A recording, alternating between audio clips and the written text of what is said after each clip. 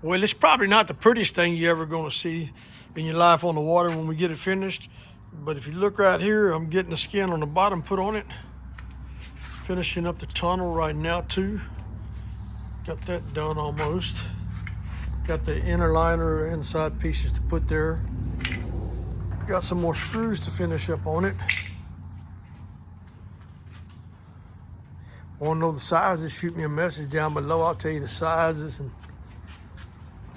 what size motor and everything we're going to put on it. We appreciate your comments down below. Let's go back and look at the transom on it.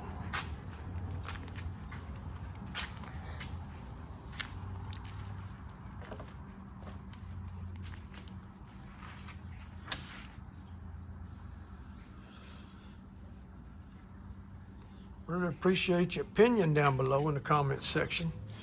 We also ask that if you like what you see, hit the like and subscribe. Once we flip it over, then you're going to be able to see more detail.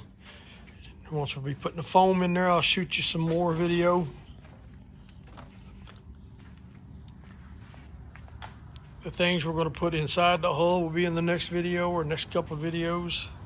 Shallow sides, not real deep. How much water do you think it's going to take to float this thing? Now I can go back there and pick it up by hand on the back. Front too.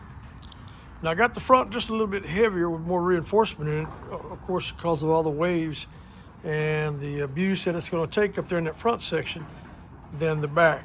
So by the time I put the motor on there, then it should run maybe just a little bit heavier in the back than the front, but not much. I think it's going to be like a 55 to 45 split on weight, maybe 60-40. We'll have to see. Comments down below, folks.